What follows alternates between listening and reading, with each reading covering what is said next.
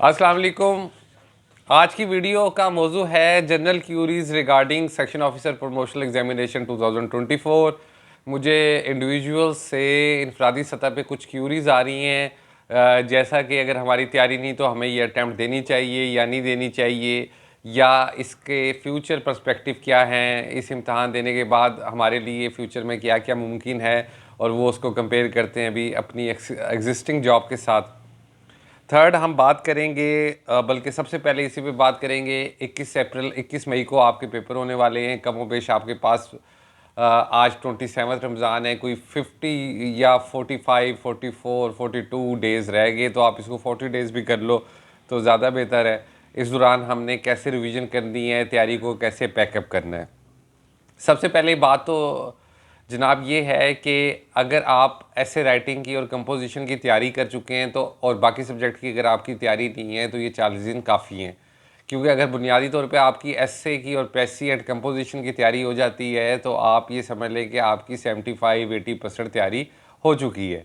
और अगर आपको 40-45 दिन मिल जाते हैं और आप दिल लगा के 6 घंटे, 5 से 6 घंटे या इवन 4 घंटे भी क्वालिटी वाले कंसंट्रेशन वाले दे देते हैं, तो आपके लिए ये इंतहाई इजी काम है, कोई बहुत ज़्यादा मुश्किल काम नहीं है।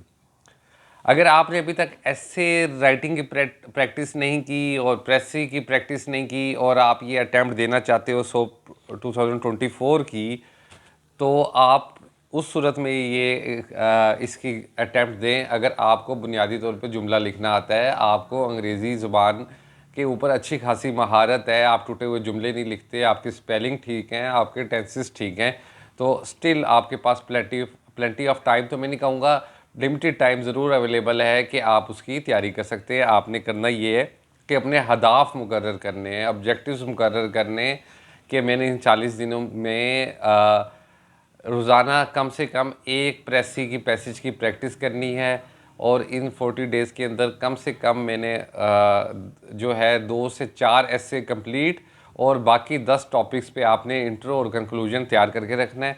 ऐसे पे मैं काफ़ी कुछ कह चुका हूँ, मज़ीद भी कहता रहूँगा।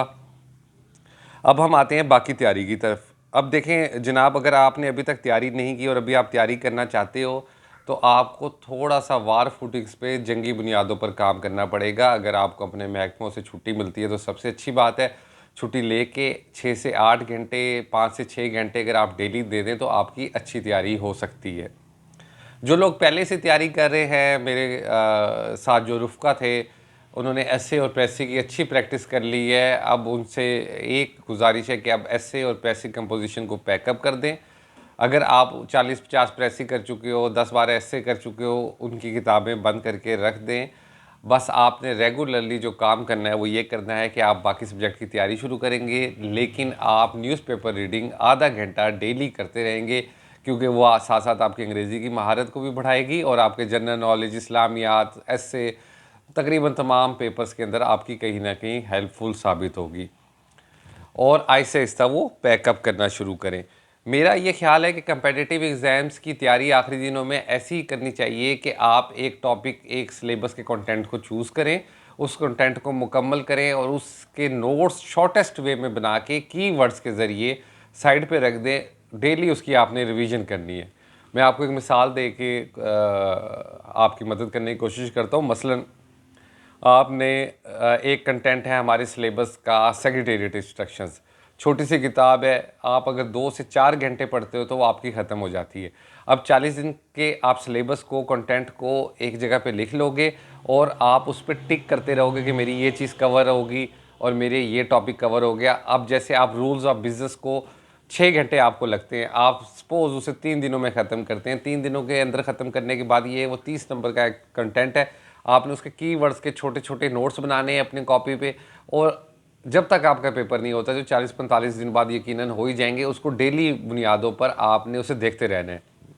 3 दिन में आपने रूल्स ऑफ बिज़नेस को ख़त्म किया, ख़त्म करने से मुराद उसको सारा पढ़ा, कीवर्ड्स निकाले, अपने की पॉइंट्स में नोट्स बनाए जो 3 सफ़ों से ज़्यादा नहीं होने चाहिए, उसको साइड पे रख दिया। अब आप उसके बाद अगले दिन, 3 दिन गुजरने के बाद सेक्रेटेरिएट इंस्ट्रक्शंस तैयार कर रहे हो या एफपीएससी ऑर्डिनेंस तैयार कर रहे हो। एफपीएससी ऑर्डिनेंस 1-1.5 घंटे में आपका तैयार हो जाता है, सपोज़ 2 घंटे में तैयार हो जाता है। अब आप के जो नोट्स आपने जहाँ पे अपने ऑब्जेक्टिव्स लिखे हैं कि ये कंटेंट पेपर में आने हैं, उनको क्रॉस करते रहे, जी मैं ये भी कवर कर चुका हूँ, ये भी कवर कर चुका हूँ, ये भी कवर कर चुका हूँ। तो साइकोलॉजिकली आपके ऊपर आप लाइट फील करोगे कि जी मेरा ये चीज़ें जो कोर्स के कंटेंट्स हैं वो कवर होते जा रहे हैं, और साथ साथ आप उसको डेली रिवाइज भी कर रहे हो। आपको मैं ये बात यहाँ पे बताता चलूँ कि प्रेसी एंड कंपोजिशन ऐसे राइटिंग के अलावा ऐसे राइटिंग में भी ज़्यादा आपका आइडिया चेक होता है, आपकी कहीं पर ग्रामर चेक नहीं होती, कहीं पर आपकी कोई आपको बहुत ज़्यादा रिफाइंड या एकेडमिक लैंग्वेज नहीं चाहिए होती है। जैसे पब्लिक एडमिनिस्ट्रेशन आपका एक सब्जेक्ट है, तो आपने उसको 2.5 से 3 सफ़ों का जवाब देना है, ढेर सारी हेडिंग्स डालनी है, नीले पीले काले मार्कर का आपने अच्छे तरीके से इस्तेमाल करना है और अपनी प्रेजेंटेशन को खूबसूरत बनाना है, जैसा कि हम बीए में किया करते थे या बीकॉम में किया करते थे या इंटर लेवल पे हम सवालों के जवाब लिखा करते थे, कि तवील लिखा करते थे, हेडिंग्स का बेशुमार इस्तेमाल किया करते थे, और अच्छा उसका रट्टा लगा के हेडिंग्स का हम पेपर दे दिया करते थे। तो आपने इस प्रेसी और ऐसे के अलावा घबराना नहीं है, आपने खुल के लिखना है। किसी किस्म के क्वेश्चन को आपने अनअटेम्प्ट नहीं छोड़ना। आपको अगर नहीं भी आता तो अपनी विजडम को इस्तेमाल करके, तजर्बे को इस्तेमाल करके आपने वो अटैम्प्ट ज़रूर करना है। ऑप्शनल सब्जेक्ट अगर आपका पब्लिक एट है, इंडो पाक हिस्ट्री है, या कॉन्स्टिट्यूशन लॉ है, या इस तरह का कोई भी सब्जेक्ट है, तो आप उसे 4 से 5 दिन लगा लें, 6 दिन लगा लें, 7 दिन लगा लें। लेकिन मैं यही तजवीज़ करूँगा कि उसे 7 दिन के अंदर मुकम्मल पढ़ के कुछ 20-25 सफ़ों के नोट्स बना के डेली बेसिस पे उसको रिवीजन करना शुरू कर दें। टाइम हमारे पास कम है, राइटिंग स्पीड का ज़रूर ख्याल रखिएगा। राइटिंग स्पीड बड़ी ज़्यादा इंपॉर्टेंट है। एक सवाल के लिए आपको मैक्सिमम 25 से 30 मिनट मिलेंगे, और 25 से 30 मिनट में आपने 2.5 से 3 या इससे ज़्यादा सफ़ों का जवाब लिखना होगा, जो 100 स्कोर का पेपर है। तो इसका बेशुमार ख्याल रखिएगा। रेगुलरली आपने न्यूज़पेपर पढ़िएगा। अब आते हैं कुछ क्यूरीज की तरफ। मेरे पास पिछले दिनों एक साहब आए, मुझसे मशवरा किया उन्होंने कि जी मेरी तैयारी नहीं है, मुझे ये पेपर देने चाहिए या नहीं देने चाहिए। फिर उसके बाद एक मेरे पास टेक्स्ट मैसेज भी आया, उसमें भी ये सेम बात की गई थी। देखें, सीएसएस के जो स्टूडेंट्स होते हैं, जब उनकी तैयारी नहीं होती, जो मेरे स्टूडेंट हैं या नहीं भी होते, उनके लिए तो मैं हमेशा ये मशवरा देता हूँ कि यार देखो, अगर तुम्हारे पास एज ब्रैकेट अवेलेबल है और तुम्हें किसी किस्म की कोई एविटेबिलिटी नहीं है और तुम्हारे पास टाइम मौजूद है, तो तुम पेपर मौखर कर दो, तुम अगले साल दे दो, ताकि तुम्हारी अटैम्प्ट ज़ाया ना हो। क्योंकि कल को तुम अगर पास भी हो जाते हो तो तुम्हें ग्रुप चेंज करने की ज़रूरत पड़ सकती है। लेकिन जो सोप के उम्मीदवार हैं, इनकी सिचुएशन ज़रा तब्दील होती है। एक तो हम मिडिल एजिस में तकरीबन पहुंच चुके होते हैं। सेकंड, हमारे इसके जो ऑप्शंस है, इसके जो पेपर हैं, वो रेगुलरली कंडक्ट नहीं होते। कभी इसमें 2 साल का गैप आ जाता है, कभी 3 साल का गैप आ जाता है, और कभी कभी ये 5 साल के गैप तक भी माजी में जाता रहा है। तो इस वजह से इसका मशवरा देना बड़ा मुश्किल होता है। लेकिन अगर अगर आपकी तैयारी नहीं है और आपकी एज अभी छोटी है, तो आपको अटैम्प्ट ज़ाया करने की ज़रूरत नहीं, बल्कि आप पेपर मत दें। लेकिन अगर आप 40 और 45 के दरमियान हैं, तो मैं अभी भी आपसे कहूँगा, गुजारिश ही कर सकता हूँ आपसे, कि अभी 40 दिन रहते हैं, आप उसकी तैयारी करके अटैम्प्ट करने की कोशिश करें, और भरपूर तैयारी की करें। यानी अगर आप बिलो 40 हैं या 38 हैं, तो फिर आप वेट कर लें, आप इसकी अच्छी तैयारी करके दें। अच्छी तैयारी से मुराद ये है कि आप फिर रोज़ाना की बुनियाद पे, चाहे वो 2 साल बाद पेपर हो या 3 साल बाद पेपर हो, आपने थोड़ा थोड़ा पढ़ते रहना है। उसके लिए मैं एक डेडिकेटेडली अलग वीडियो भी बना दूंगा। वैसे भी आपको खुद भी अंदाज़ा हो गया होगा कि आपने कैसे पढ़ना है। आपने सबसे पहले अंग्रेज़ी ज़ुबान पे महारत हासिल करनी है, और जो 40 से अबव हैं, वो तैयारी करके, कोशिश करके ये 40-45 दिन को इस्तेमाल कर लें। ढेर सारी ईदें हम पहले गुजार चुके हैं, आइंदा भी गुजारते रहेंगे। अगर इस बार ईद पे मेहनत कर लेंगे तो क्या फ़र्क पड़ेगा। एक ईद है, गुजर जाएगी, अगले साल इंशाल्लाह ज़रूर आएगी, और अगले साल तक हो सकता है आपका रिटर्न रिज़ल्ट आ गया हो और आप 17 में चले गए हों। एक क्यूरी तो ये थी। दूसरी क्यूरी, एक साहब का फरमाना ये था कि मैं जिस डिपार्टमेंट में काम करता हूँ, वो इंटेलिजेंस ब्यूरो में काम करते हैं। मैं इसी तरह लॉ के भी कुछ अटैच डिपार्टमेंट हैं।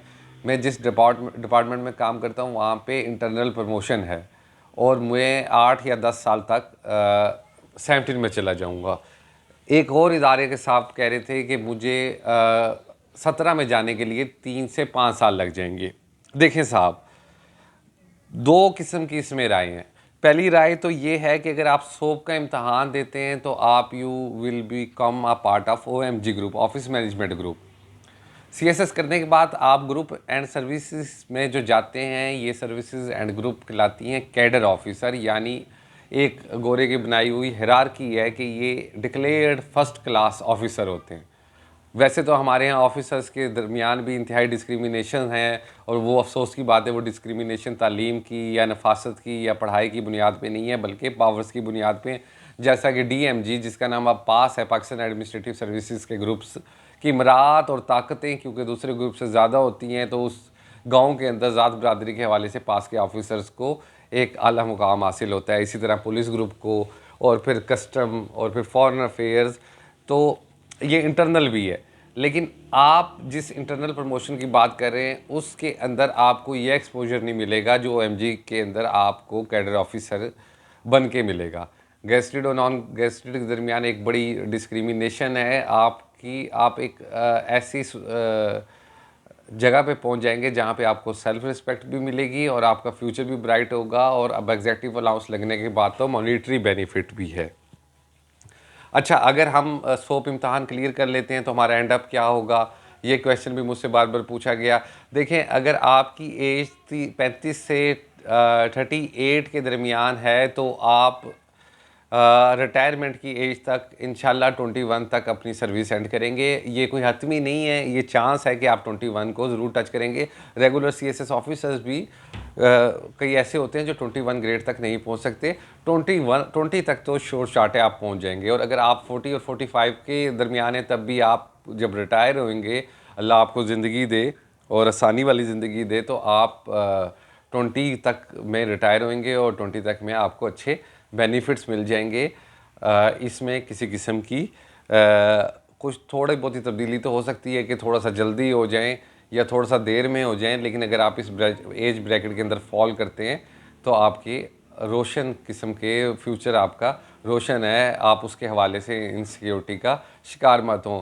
जब भी हम पढ़ने बैठते हैं तो हमारे जहन में नेचुरल सी बात है, ज़रूर ऐसी बातें आती हैं कि जी इसका फ्यूचर क्या है, इसके बेनिफिट्स क्या हैं, मैं जो इतनी मेहनत कर रहा हूँ इसका फ़ायदा है या नहीं फ़ायदा। अब कुछ एक मज़ीद क्यूरी ये है, कुछ लोग ऐसे पार्ट टाइम अपने बिज़नेस कर रहे हैं और वो एक अच्छी किस्म की अर्निंग ले रहे हैं, जो ऑफिसर बनने के बाद उनके पास वो मॉनिटरी बेनिफिट नहीं आएंगे। तो उन लोगों के लिए मेरा मशवरा यही है कि अगर वो अच्छा किचन उनका चला रहे हैं और अगर वो तैयारी की तरफ फोकस करते हैं, तो वो जो भी पार्ट टाइम बिज़नेस या सर्विसेज दे रहे हैं वो डैमेज होंगी। तो वो देखो, ये फ़ैसला होता तो मुश्किल है, लेकिन वो दिल बड़ा करके एक दफ़ा ये फ़ैसला कर लें कि उन्होंने किस तरफ जाना है।